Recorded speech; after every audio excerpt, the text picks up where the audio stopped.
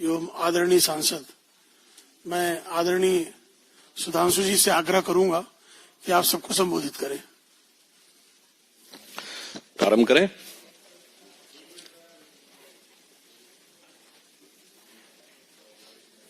अब शुरू करें। मित्रों, आज बसंत पंचमी का दिन है, तो मैं सर्वप्रथम मां सरस्वती की पूजा के लिए आप सबको और देश को बधाई देना चाहता हूं, शुभकामनाएं देना चाहता हूं और स्मरण करना चाहता हूं कि यह देश जो सदैव ज्ञान के अनुसंधान में लगा रहा, इसका प्रभाव क्या है कि जापान में एक देवी है बैजेंटीन, जो गॉडेस ऑफ विजडम मानी जाती हैं, लोटस पे बैठती हैं और हाथ में वीणा है। तो मुझे लगता है आप लोगों को और समझने की आवश्यकता नहीं होनी चाहिए कि वो क्या है।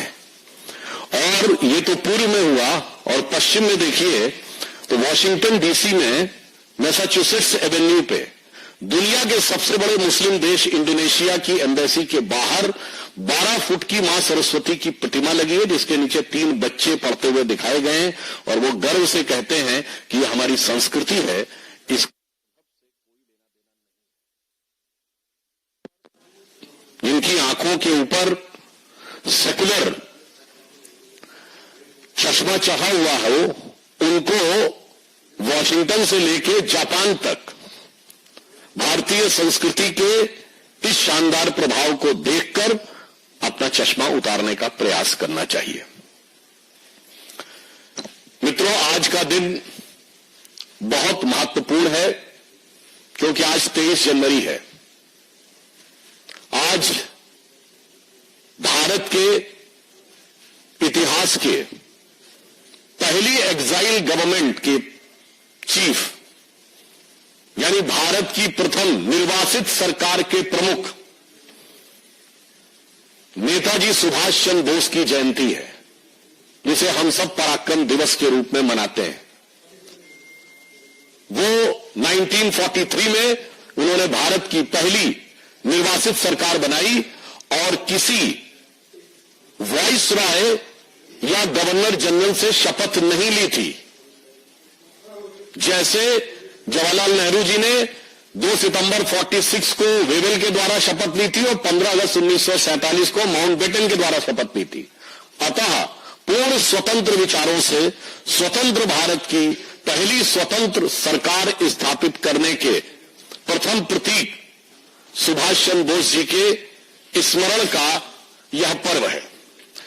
और एक और बात भी है कि भारत की स्वतंत्रता में अनेक लोगों ने अनेक महत्वपूर्ण योगदान दिए हैं, परंतु नेताजी सुभाष चंद्र बोस का योगदान सर्वाधिक अग्रणी और सर्वाधिक अविस्मरणीय है।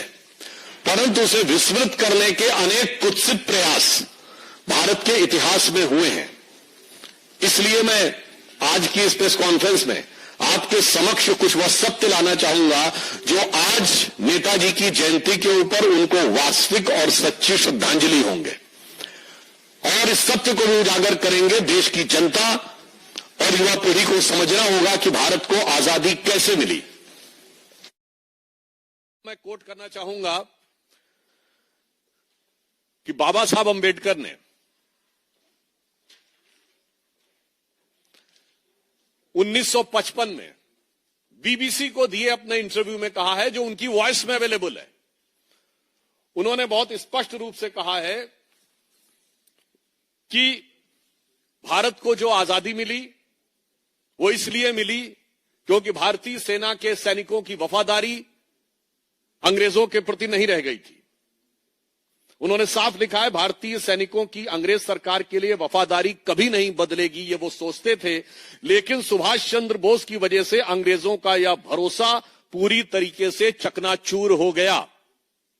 बाबा Saheb Ambedkar to its interview to BBC in 1955, ये वीडियो में भी अवेलेबल है, आप जाकर देख सकते हैं।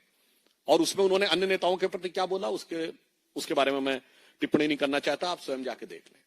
फिर 1956 में पीबी चक्रवर्ती, जस्टिस पीबी चक्रवर्ती, जिन्होंने तत्कालीन यानी भारत की आजादी के समय के ब्रिटिश प्राइम मिनिस्टर क्लेमेंट एटली कलकत्ता के दौरे पर थे और उनके साथ 2 दिन वो राजभवन में रहे, वो उस समय गवर्नर थे बंगाल के। उन्होंने आरसी मजूमदार को लिखे अपने लेटर्स में साफ लिखा है कि क्लेमेंट एटली से उन्होंने पूछा कि 1945-46 में तो कोई आंदोलन भी नहीं चल रहा था, फिर आपने क्यों छोड़कर चले गए? तो उन्होंने कई कारण गिनाए और सबसे प्रमुख कारण गिनाया कि नेताजी सुभाष चंद्र बोस की वजह से जो ब्रिटिश आर्मी के भारतीय सैनिक थे उनके ऊपर भरोसा करना मुश्किल होता जा रहा था। और फिर उन्होंने पूर्ण सम्मान के साथ मैं कहना चाहता हूं, ये पीवी चक्रवर्ती जी ने कहा, हमने नहीं कहा, उन्होंने गांधी जी के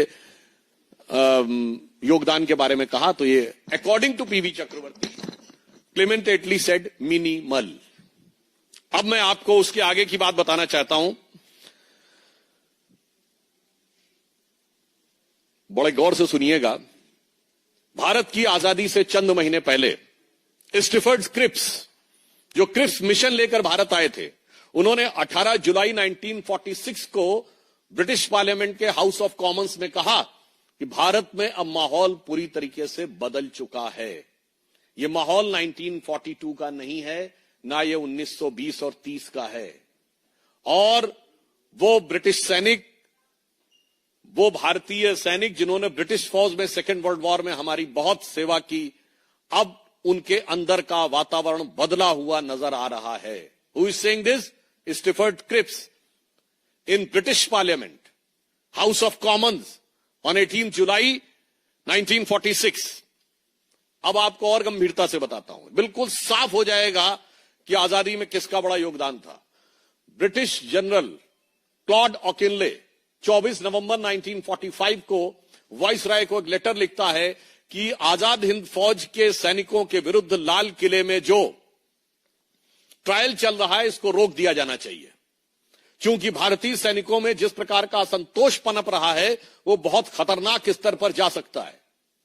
उसके बाद सेम Claude Auchinleck, the commander in chief of the British army in India, 12 फरवरी 1946 को वाइसराय को दूसरा लेटर लिखता है कि अब वह मैं कह रहा हूं कि हर हाल में ट्रायल रोक दीजिए, अन्यथा वह असंतोष एक ज्वालामुखी की तरह धधक रहा है और किसी भी समय कुछ भी हो सकता है।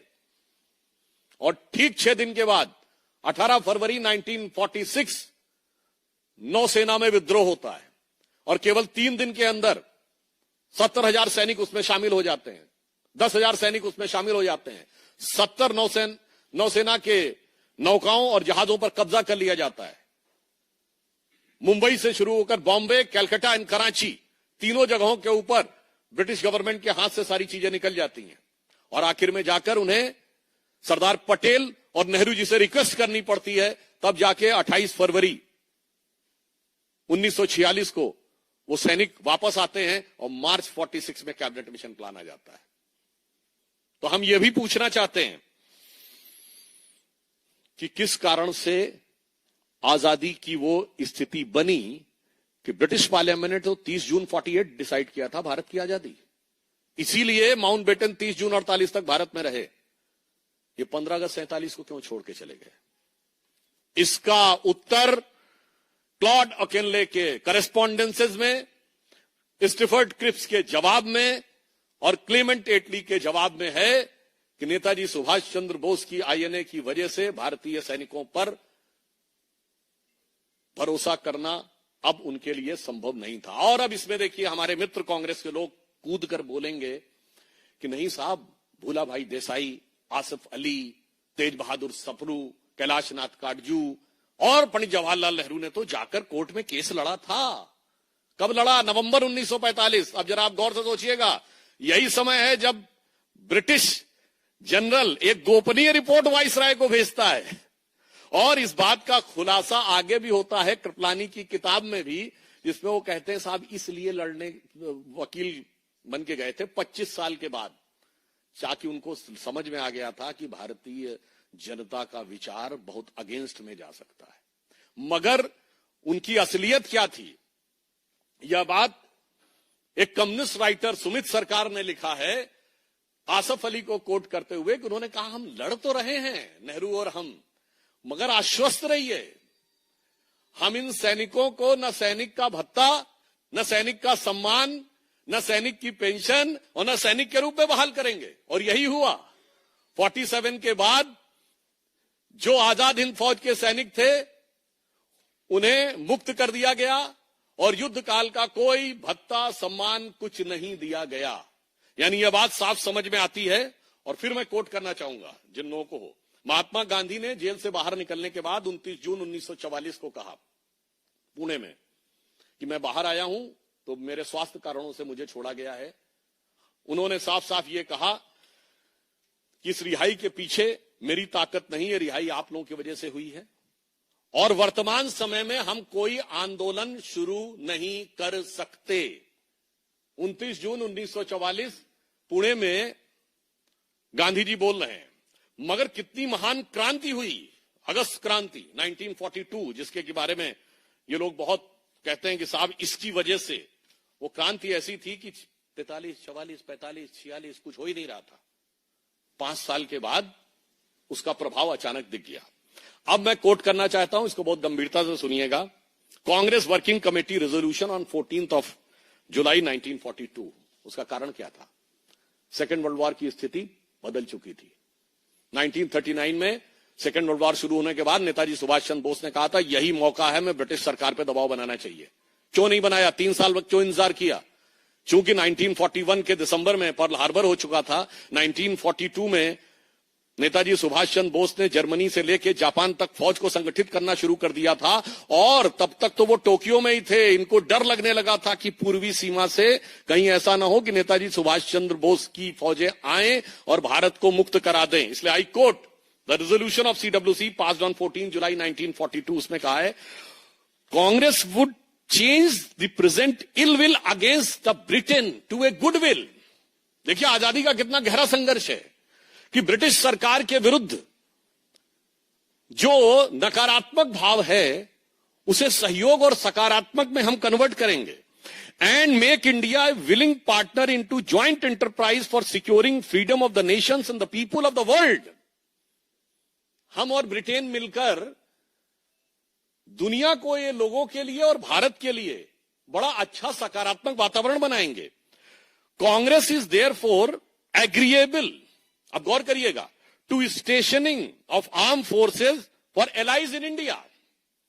इसलिए आपके सैनिक आएंगे, आपकी फौजें यहां रहें, उसके लिए कांग्रेस पूरी स्वेच्छा से समर्थन करने को तैयार है।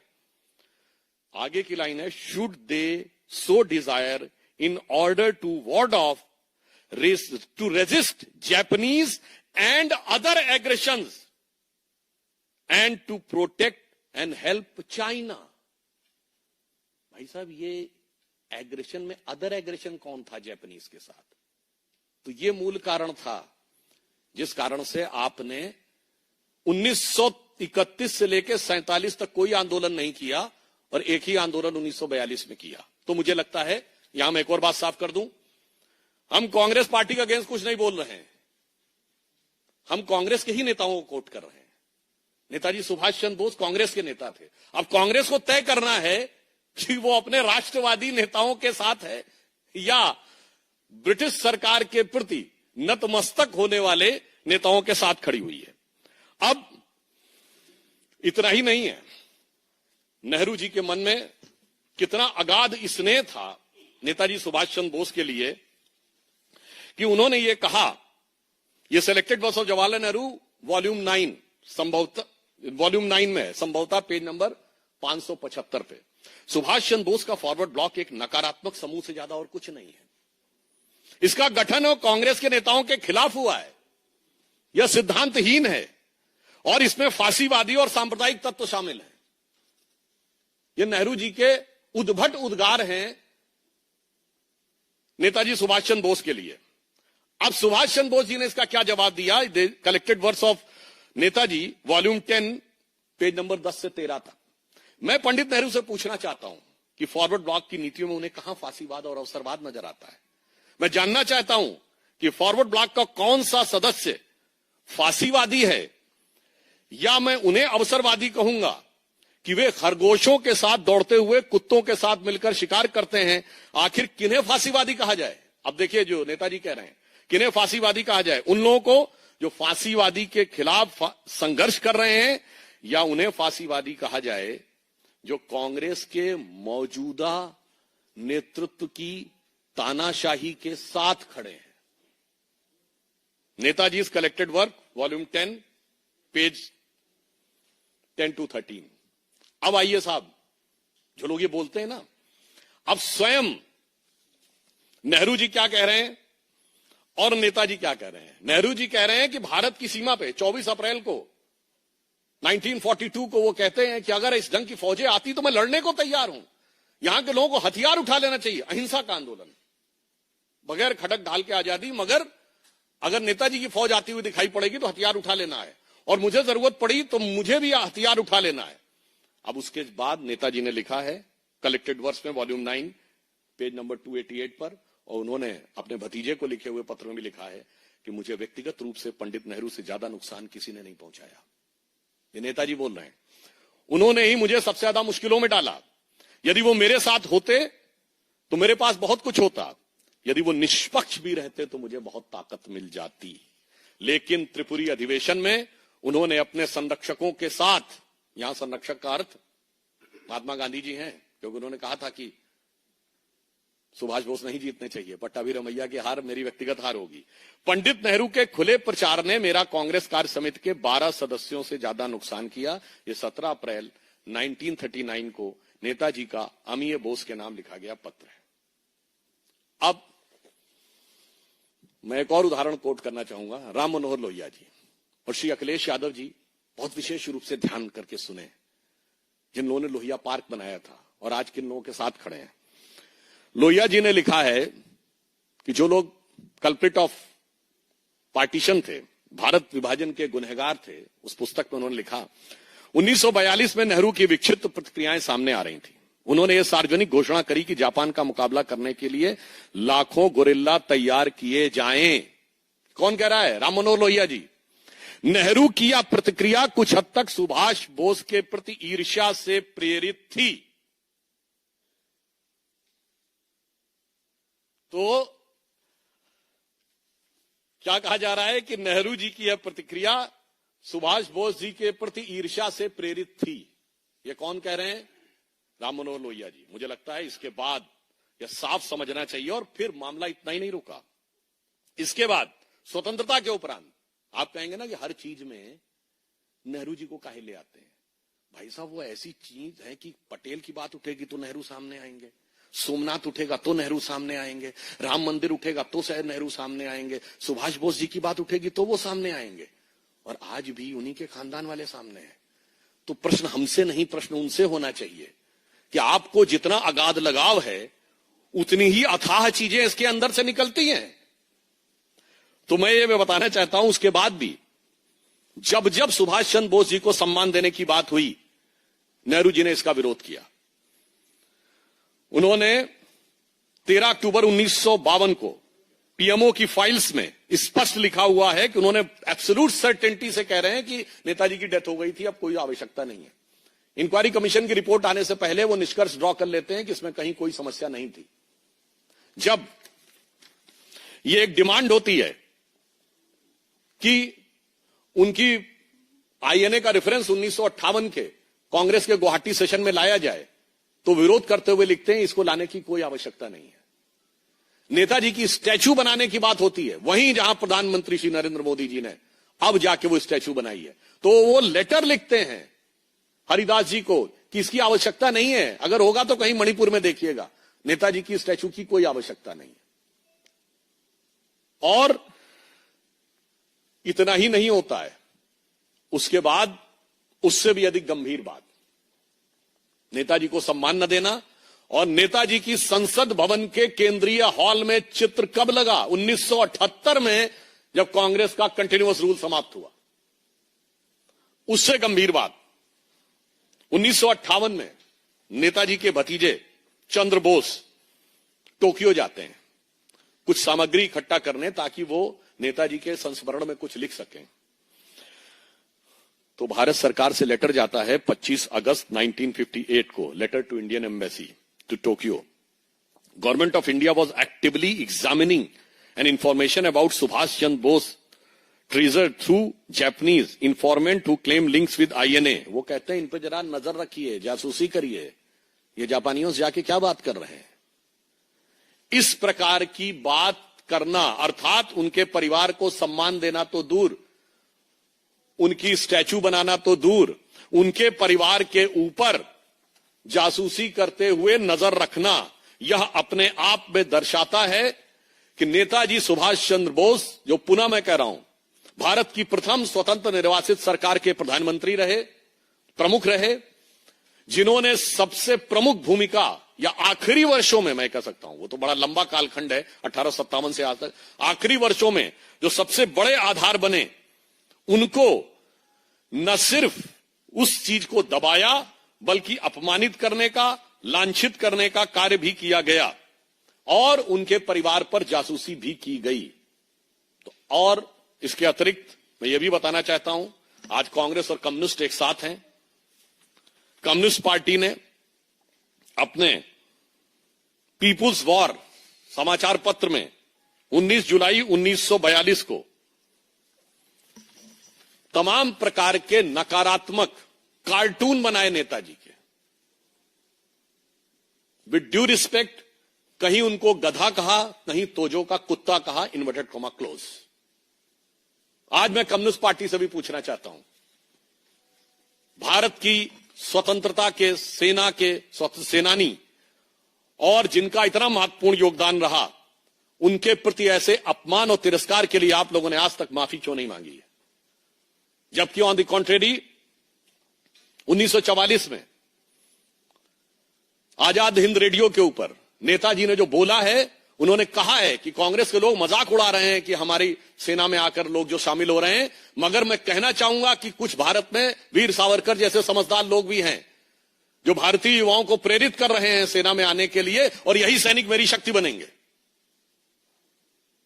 तो अब मुझे लगता है यह बात बहुत स्पष्ट हो जानी चाहिए कि भारत की आजादी में सबसे बड़ा योगदान किसका था। और मैं पश्चिम बंगाल की धरती के सबसे बड़े गौरव में से एक माने जाने वाले नेताजी सुभाष चंद्र बोस के प्रति जो सम्मान प्रधानमंत्री श्री नरेंद्र मोदी जी ने व्यक्त किया 2018 की गणतंत्र दिवस की परेड में, क्योंकि 1943 की आजाद हिंद की निर्वासित सरकार के 75 वर्ष पूर्ण हुए थे, तो जो हमारे सेनानी उस समय जीवित थे, उन सब को पूर्ण गौरव और सम्मान के साथ गणतंत्र दिवस की परेड में शामिल किया और उनका सम्मान किया।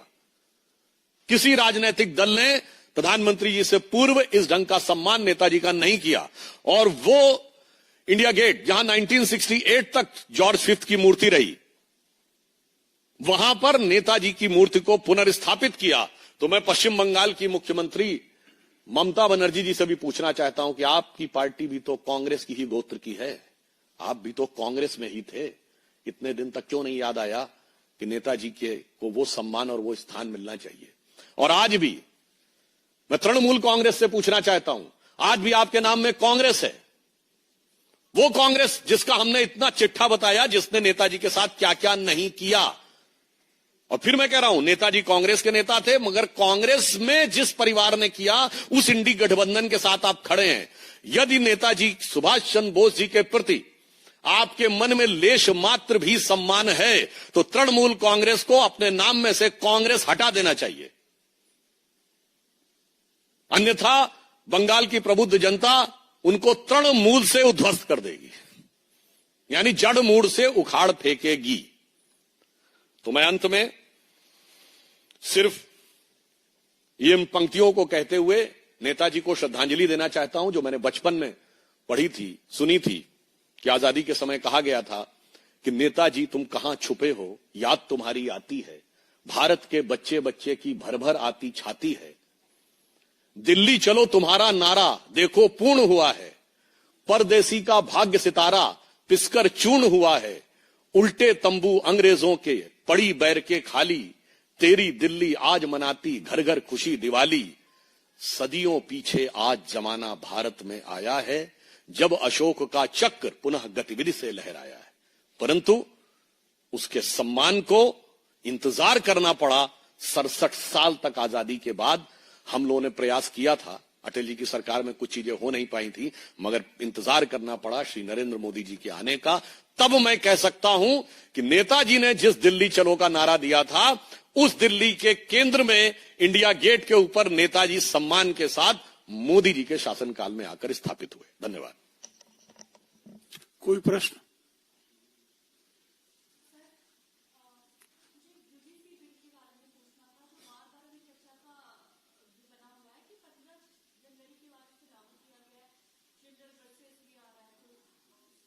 उस विषय के ऊपर हमारा एचआरडी मंत्रालय विचार कर रहा है, और जो तकनीकी दृष्टि से विषय होगा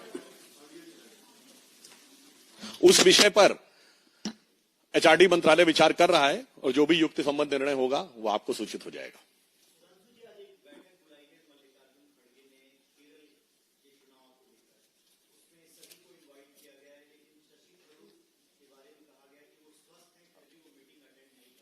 केरल का विषय बहुत ही उल्लेखनीय है कांग्रेस के लिए। ये कांग्रेस और कम्युनिस्ट तो इंडी गठबंधन में साथ हैं। केरल में क्या हालात हैं? कांग्रेस कहती है उसका वोट चोरी हो गया, वोट चोरी हो गया। केरल में उसका वोट किसने चोरी किया? क्योंकि एलडीएफ के बाद यूडीएफ लौट के नहीं आई, कम्युनिस्टों के बाद कांग्रेस लौट के नहीं आई। केरल कांग्रेस के लिए एक यक्ष प्रश्न है।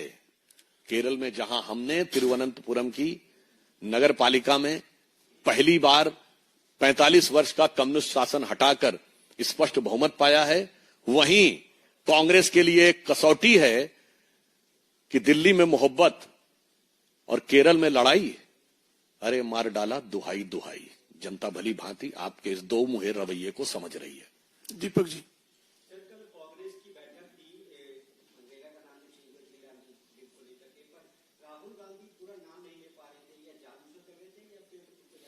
नहीं, ऐसा है कि वो अत्यंत प्रतिभाशाली और इतने अद्भुत ज्ञानवान है कि देश विदेश की जितनी यूनिवर्सिटीज ने उनको बुलाया है भाषण देने के लिए, इधर भी भारत की किसी यूनिवर्सिटी ने नहीं बुलाया है।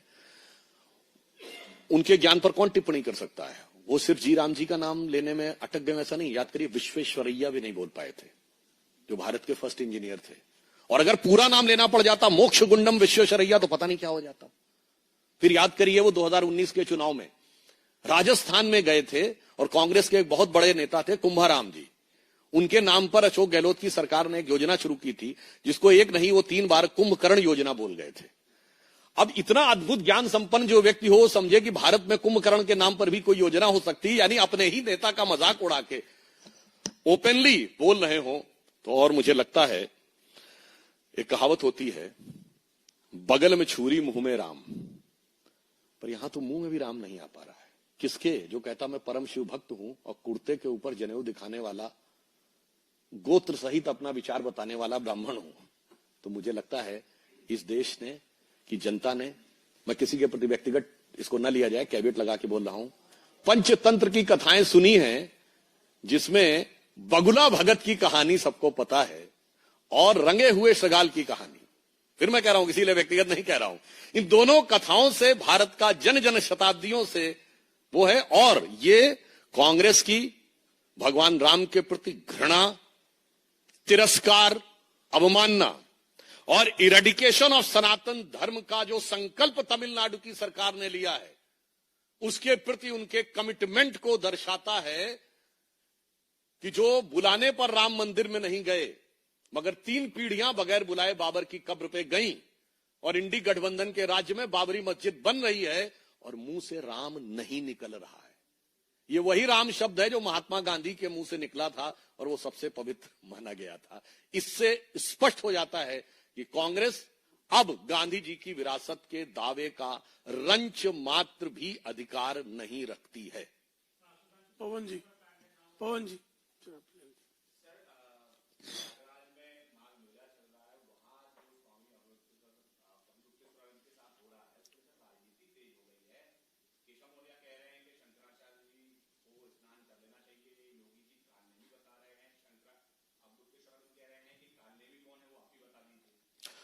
देखिए, प्रयाग में इस समय माघ मेला चल रहा है। मौनी अमावस्या के दिन 4 करोड़ 60 लाख लोग आए, और यह प्रयाग हमें यह भी याद दिलाता है कि हम सब, चूंकि आज सरस्वती पूजन का भी दिन है, हम सब ने, शायद आप लोगों की जनरेशन तक भी यही पढ़ा होगा कि Prayag is on the Confluence of Ganga, Jamuna and the mythical Saraswati. पर वो मिथिकल सरस्वती का रियल पिक्चर, नासा की पिक्चर से लेके जियोलॉजिकल डाटा तक सब कुछ दिखाई पड़ने लगा है। तो एक नए भारत का नया उदय हो रहा है, और वो लोग जिन्होंने भारत के संस्कृति के मान बिंदुओं को नष्ट करने, अपमानित करने की राजनीतिक परंपरा स्वतंत्र भारत में निभाई, संतों पे गोलियां चलवाई, संतों को जेल में रखा, शंकराचार्य जी को दीपावली के संध्या वंदन के समय उठाकर गिरफ्तार किया, वो लोग आकर जब यह बोलने का प्रयास करते हैं तो मुझे लगता है देश की जनता को समझ में आता है कि किसके मन का भाव क्या है और किसके मन की राजनीति क्या है।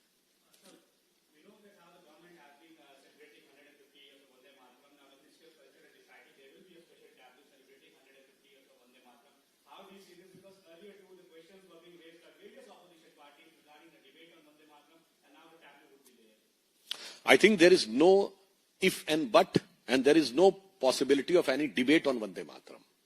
Vande Mataram unequivocally and categorically represents the vibrating consciousness of the country, which is reverberating in all the slogans during the freedom struggle. And even today, all the sessions of parliament and all sessions of Bharatiya Janata Party ends with Vande Mataram. And those who are having any objection on those portions of Vande Mataram which has been sacrificed because of the whimsical, fanatic views of Muslim League are those who are still in alliance with Muslim League. तो वो जो उनका हटाया हुआ portion था, तुमी दुर्गा दश प्रहर धारणी, कमला कमल दल विहारणी, this is the essence of India. I would like to ask again to the people of West Bengal, Durga दश प्रहर धारणी में किसको सांप्रदायिकता नजर आती है? This is the thing which brings you entire nation on one compass. जब आप दुर्गा दश प्रहर धारणी कहते हैं तो आपकी जो श्रद्धा है वो वैष्णो देवी से लेकर कन्याकुमारी तक, मुंबा देवी जी से लेकर कामाख्या और त्रिपुर सुंदरी तक और विंध्यवासिनी तक जुड़ जाती है। और इतना ही नहीं, ढाका की ढाकेश्वरी से लेकर बलूचिस्तान की हिंगलाज माता तक जुड़ जाती है। कोई हिस्सा भले ही आज हमारा राजनीतिक क्षेत्र में ना हो, पर भावनात्मक दृष्टि से भारत का हिस्सा रहता है। जिन्हें भारतीय राष्ट्र की समझ नहीं थी, जो ये मानते थे nation is created in 47, they are still living in the colonial legacy of that Macaulay mindset, जिसको अगले 10 साल में हटाने का संकल्प प्रधानमंत्री जी ने लिया है। अरुण जी,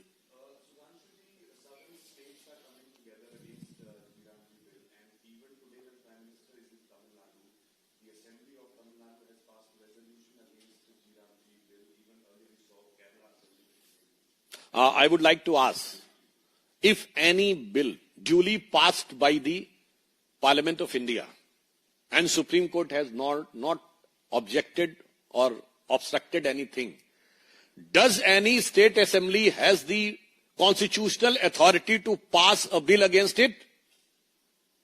मैं तमिलनाडु और केरल से पूछना चाहता हूं, आपकी विधानसभा में पारित प्रस्ताव, in any resolution passed by your assembly, does any जिला panchayat or municipal corporation has authority to pass a legislation that we will not follow the state legislation of Kerala and Tamil Nadu? If not so, the same case applies to them. And I would like to ask Rahul Gandhi ji, Constitution is in danger or not? If an act of parliament is being openly defied by the state assemblies, which is in starking, dastardly contrast against the Constitution and the spirit of the Constitution, which our forefathers, from Rajendra Babu to Baba Saheb Ambedkar, has said that any act passed by parliament is binding on all citizens of India. So my reverse question to them is, Samvidhan khatre mein hai, and this also shows they always keep Constitution in their pocket. Pawan ji,